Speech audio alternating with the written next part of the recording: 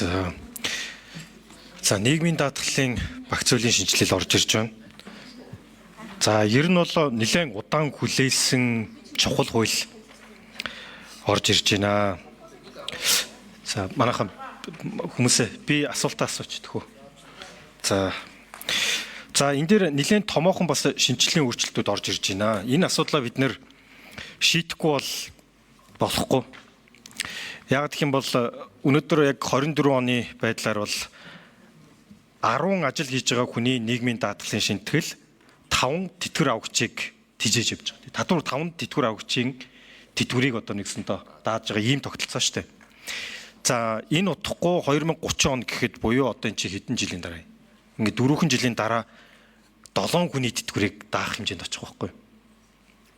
За энээс цаашаагаа бол хэрвээ шинжилэл явахгүй бол даахгүй хэмжээнд очихоор ийм асуудалтай бид нэр тулгарнаа. За тийм учраас энэ хуулийн шинжилгээг засгийн газраас оруулж ирж байгааг бол сайшаалтаа хүлээж авч байна. За хэд хэдэн асуултууд байна. За баталгаа тэтгэвэр гэдэг цоо шинэ концепт бас орж ирж байгаа юм байна. Тэгэхээр энийг сайд маань бас нэлээд тайлбарлаж өгөх хэрэгтэй. Баталгаад шинтгэвэр гэж ядууралт өртгөөс хамгаалах зорилго гэж байгаа бол энэ чинь халамж гэж уншигдахгүй тий. Тэгэхээр халамжтай ерөөсө хольж болохгүй гэж ойлгож байгаа. Тэгэхээр энийг бас нэлээд тайлбарлаж өгөх хэрэгтэй гэж бодож байна. За хоёрдугаарт яг олон давхархтаа бид нэр тогтолцоо руу орох ёстой. Тэгээ 1% тэнцвүүц хөрөнгийг бол шимтгэлийг бид нэр хадгалдаг болъё гэж хоримтлын данс үүсгэх гэж. Тэгэхээр урд өмнө чинь бид нар бас 2% хоримтлал үүсээд явж байгаа гэж ойлгож байгаа. Тэр нь бас арилжааны банкны хүүгээр бас өсөж байгаа гэж ойлгож байгаа. Бичлэлт нь яваад байгаа. Тэгэхээр энэ 3% болно гэж ойлгохгүй эсвэл тэр 2% байхгүй болоод 1% болж байгаа юм. За энэ дээр бас хариулт авъя. За дараагийн нэг асуудал. За бид нэр тэтгэвэр бодохдоо бол дараас нь 5 жилийн одоо салин үлсийг үе шаттайгаар тооцож нэг шимтгэлээ одоо нэгсэндээ нийгмийн даатгалаа тооцоолж бишээ тэтгэврээ тогтоологдог байсан бол одоо энийг 10 жил болгохоор нэмэгдүүлж байгаа юм байна тийм үү. Тэгэхээр энэ 5-аас 10 жилийн шилжилт маань яг яаж явах юм? 1 жилийн дотор ингээ өөрчлөгдчих юм уу? Эсвэл үе шатаагаар явж байгаа юм уу? За дараагийн нэг асуудал яг оюутан за бас түр ажил хийж байгаа хүмүүсийг тэ одоо нэгсэндээ энэ нийгмийн даатгалын шимтгэлээс чөлөөлж байгаа энэ арга хэмжээ асууж байгаа юм. Энэ бол зөвлөлтөө. Оюутнууд жишээлбэл хажуугаар ажиллаж байхдаа нийгмийн даатгалын шинтгэл төлөөд байхаар гар дээр ирж байгаа цалингаас гэсүүлээд асуудлууд байгаад идэг. Оюутноо дуусчаад тэ сургуулиа төгсчөөд ажилд орохдоо нийгмийн даатгалын шинтгэлээ төлөөд явах нь бас зөв гэж бодож байгаа юм л та. За энэ асуултанд хариулт авчаад нэмж тодруулъя. За Абубакр сайд хариулъя.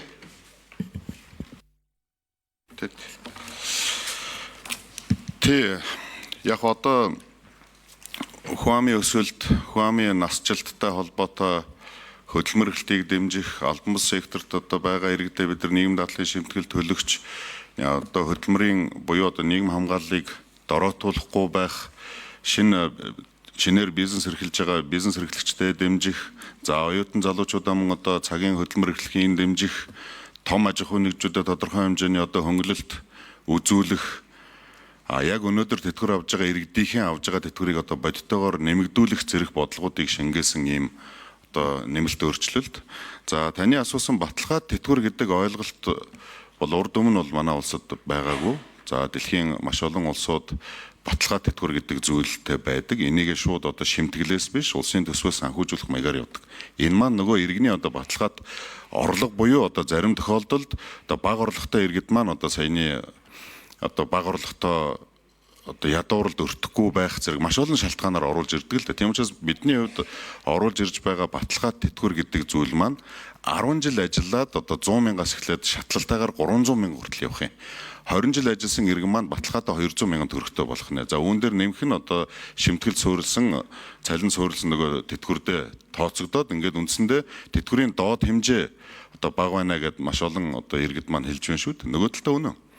Одоо энэ өргөн хэрэглээний барааны үнийн өсөлттэй холбоотой нөгөө хувь тэнцвүүлсэн бүрэн тэтгэвртэй хүмүүс маань үндсэндээ одоо орлого буурах тал руугаа явж байгаа. Тийм учраас энэ удаагийн одоо нэмэлт өөрчлөлтөөр бид нар ер нь суур тэтгэвэр буюу одоо энэ баталгаа тэтгэвэр гэдэг зүйлийг оруулж ирье. Энэ бол халамж биш. Яагаад гэвэл хөдөлмөр эрхэлсэн хүнд одоо баталгаад орлогыг бүрдүүлж өгч байгаа учраас энэ бол халамж биш. Тийм учраас энийг шууд улсын төсвөөс одоо төлөхөөр ингэж оруулж ирж байгаа. За хууль батлагдах юм бол яг өнөөдөр одоо тэтгэвэр авж байгаа 530 орчим мянган иргэн маань ажилласан жилээсээ шалтгаалаад баталгаа тэтгэвэртэй болох нэ.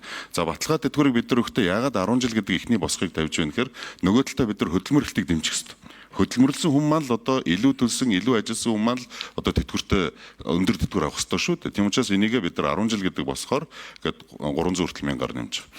За дараас нь 5 жилийн асуудал бол одоо нөгөө талдаа яг энэ нийгмийн даатгалын сангаас тийм ээ жишээлбэл одоо иргэн бэ хөдөлмөрийн өсний доод хэмжээгээр төлж явж яснаа 792 мянган төгрөгөөс одоо энэ дэшээ төлж явж байгаад яг тэтгэвэр гарах сүүлийн 5 жилдээ өндөр төлөөд насаараа шударга ажилласан иргэдээс өндөр тэтгэвртэй болчиход байна. Насаараа ажиллаад сая 500 сая төгрөгийн тэтгэвртэй байсан чинь одоо нөгөө хүн маань боломжийг ашиглаад өндөр төлөөд 3 сая 500 мянган төгрөгийн тэтгэвртэй болчих. Энэ маань тэгвэл нөгөө нийгмийн даатгалын сангийн одоо яг энэ классик утга буюу одоо шимтгэл суурилсан, хөдөлмөрлсөн байх, тогтвортой ажилласан байх гэдэг концепцэд одоо зөрчилдөж байгаа учраас бид нар энийг аажмаар нэмэг. За Батнайрамд төгшин тодруулах уу? Тэгье. За Батнайрамд төгшин тодруулъя. За сайдад үлдсэн нөгөө асуултуудаа бас хариулчаарай. За тэгээ дээрэс нь бас нэг асуулт тавь. Энэ шүүх прокурорын тусгай тэтгэврийн зохицуултыг бол бас хүчингү болгож байгаа юм байна те. Тэгэхээр яг гоо энэ шүүхийн хараат тус байдлыг бас баталгаажуулдаг нэг хэсэг нь бол энэ санхүүгийн баталгаа л да. Тэгэхээр ер нь олон улсын жишээг үзсэн чинь за Венецийн консулын Европын зөвлөлийн баримт бичгээр бол шүүгчийн цалин тэтгэвэр санхүүгийн баталгаа шүүхийн хараат тус байдлын нэг хэсэг гэж үздэг юм байна. За тэгэхээр энд шүүхийн хараат бус байдалд энэ бас нөлөөлчихвэйг санаад бодож байна л та. Тэгэхээр энэний бас хүчингү болгож байгаа үндсэн шалтгаан бас юу юм те. За тэгээ энэ хүчингү болсноор бас үндсэн хуулийн цэцтэр очиод нэг маргаан гарчихгүй үстэй. Тэ. Шүүхийн хараат бус байдал нөлөөсөн гэдэг агуулга. За энэ дээр бас нэмэлт тодорхойлгоо. За Бакир сайд хариулъя.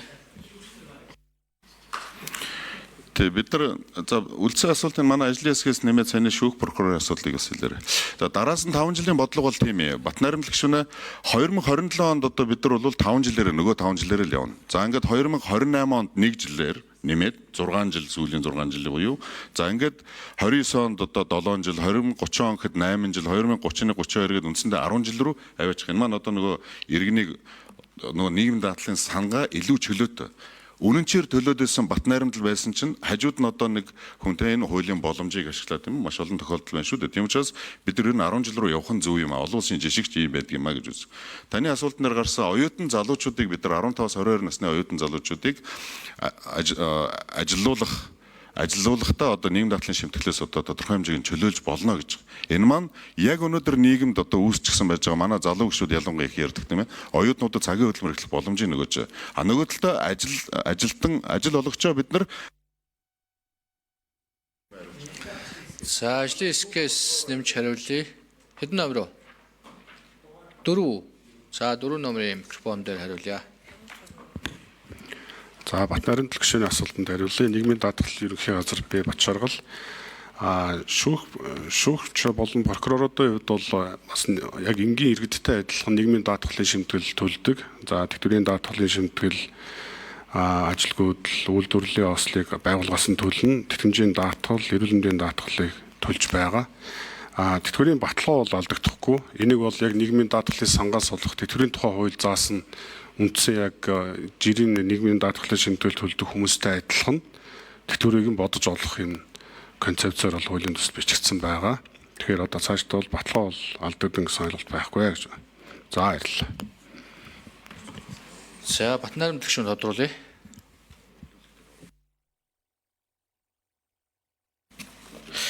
За энэ оюутан байхдаа оюутныхаа хажуугаар нэг хөдөлмөр эрхлэлттэй яг энэ би ч гэсэн гадаад оюутан байгаа явж байхдаа бас л хөдөлмөр эрхлэл явдаг гэсэн л дээ. Кампус дээр ажиллаад хажуугаар карманыхаа мөнгө болоод явдаг. Тэгэхээр яг олон улсын жишг дээр ч гэсэн тэгэхээр тэднэр дээр тэр чинь бүтэн цагийн ажил руу ороогүй учраас нийгмийн даатгалд үлж байгаа нь илүү дарамт болоод буцаад эндээсээ болоод ажил олгогч оюутан хоёрын хоорондын гэрээ байгуулаад тэр гэрээгээ зөрчих эсвэл нөгөө оюутнаа хулигдах ийм асуудлууд айгүй их түгээмэл гардаг байхгүй. Одоо их сургуулийн оюутнуудаа ярих ч гэсэн энэ асуудлыг одоо дурдж ирсэн. Тэгэхээр энэ асуудлыг бас ингэ шийдэж байгаа нь бол одоо ер нь бол айгүй зүг гэж хараад байна л та. Тэгэхээр та нөгөө тэр 5-аас 10 руу шилжих процесс маань үе шатаа явах юм уу эсвэл нэг удаадаа хийчих гэдэг юм. Дээрээс нөгөө 1%-аас тэр урд нь явж исэн тэр 2% хүү тооцогдож байгаа тэр маань одоо бас байхгүй болчихж байгаа юм уу эсвэл 3 болж байгаа юм уу эсвэл нэг 2-оо 1-ээр орлуулж байгаа хэрэг үү? Тэрийг бас тодруулаад өгч. За Абубакр сайд хариулъя. 15-аас 22 насны бид нар оюутан залуучууд гэж оруулж байгаа. Яг саяны таны одоо хэлсэн жишээ тийм ээ, сургахын хажуугаар бас нэг аав ээжийнхээ санхүүд өндрөл учруулахгүй бас нэг цагийн ажил хийждэг. Гэтэл нөгөө талаас нь нөгөө авсан цалин дээрээс нийгмийн даатгалын шимтгэл ингээд авна ингээд байгаад идэг. Энэ боломжийг бид нар 15-аас 22 насны оюутан залуучууд гэж байгаа. 20 настай иргэн бэ уурхаад ажиллаж байвал харин та төлнө шүү гэж. Яг тэгэхээр шууд нөгөө ажлын нагрууз гаваад эргээд нөгөө хүнд банаас нийгэм хамгаалалд ороод учраас бид нар зөвхөн оюутан залуучууд гэсэн байдлаар оруулж ирж байна. За нийтдээ нийгэм даатгалын сан дээр 27-оос 28 орчим тэрэм төгрөгийн ачаал болж ирж байгаа. Гэхдээ нөгөө талдаа одоо нөгөө ажил олгогчийг буюу тийм ээ одоо тухайн одоо оюутныг ажилуулж байгаа хүмүүстэй бид нар бас хямдхан ажиллах хүч бас олж өгж байгаа нэг талтай энэ нөө хөдөлмөрийн харилцааг зохицуулж байна гэсэн үг шүү. Тийм учраас бид нар оюутан залуучуудыг за нэг хувийг манайхан хариулах та 4 номер ганцраг дарга 4 номер. За ажлын хэсгээс 4 номер дээр хариулъя. За Батбаярын гишүүний асуултанд хариулъя. За өмнө нь 2023 оны хуулиар тэтгэврийн нөөц сан гэсэн ойлголт байсан. Тэтгэврийн даатгалаас ажилуулгач болон даатгуулагчийн төлөх 1%-ээр хуримтлал үүсгэж байсныг бол зогсооно. Энэ дээр бол зогсно. Одоо бол зөрүүлээд 1% ба нэмэх нь тусын төсвийн дэмжлэг гэсэн юм хуулиорыг одоо бол энэ хоёрын хууль батлагдвал энэ загвар ажиллаж эхлэн гэсэн үг. Дараагийн 5 жил бол шууд 10 жил дөрөөр очихгүй. Энэ бол жил болгоно үе шаттайгаар аль болох даатгуулагч дарамт багтаагаар тэтгэврт гарах төгсөн хүмүүс бас боломж олгосон байдлаар хийгдэн. Жишээлбэл нэг жилээр бол энэ бол 2032-оос 33 онд одоо 10 жилдээр очно гэсэн юм өрчсөн тооцоо бас байгаа.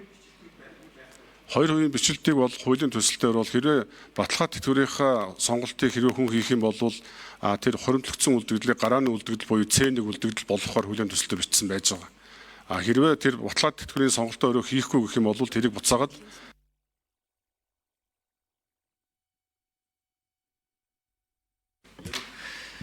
За отгоны сарамжлын гишүүн асуулт асууя.